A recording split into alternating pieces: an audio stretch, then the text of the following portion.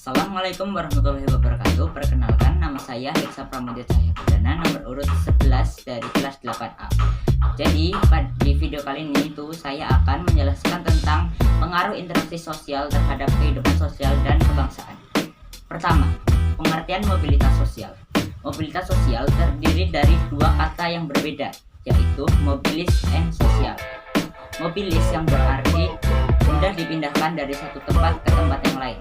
Sementara sosial pada istilah tersebut mengandung makna seorang atau sekelompok warga dalam sekelompok sosial. Jika kedua kata itu digabung, maka akan membentuk makna yang membentuk sebuah kata, yaitu mobilitas sosial. Mobilitas sosial adalah perpindahan posisi seseorang atau sekelompok orang dari lapisan ke lapisan yang lain.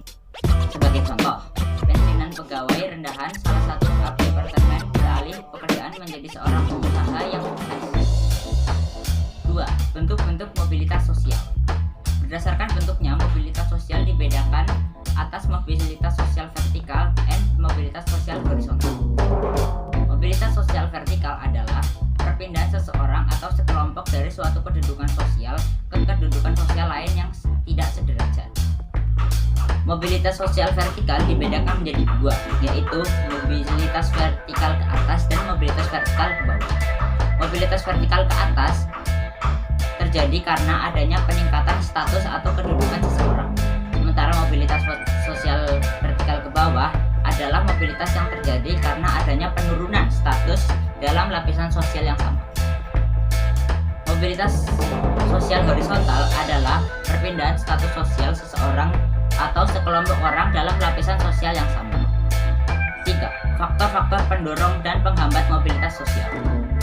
Terhadap beberapa faktor yang dapat mendorong terjadinya mobilitas sosial, yaitu antara lain: 1.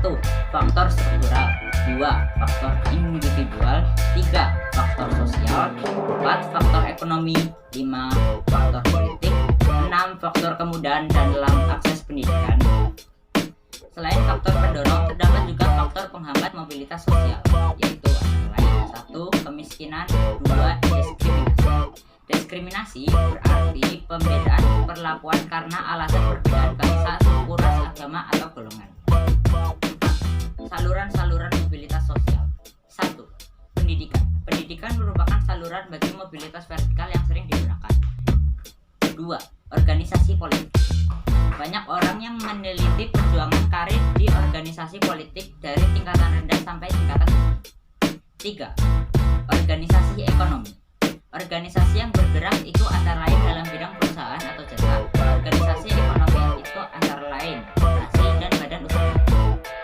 4. Organisasi profesi.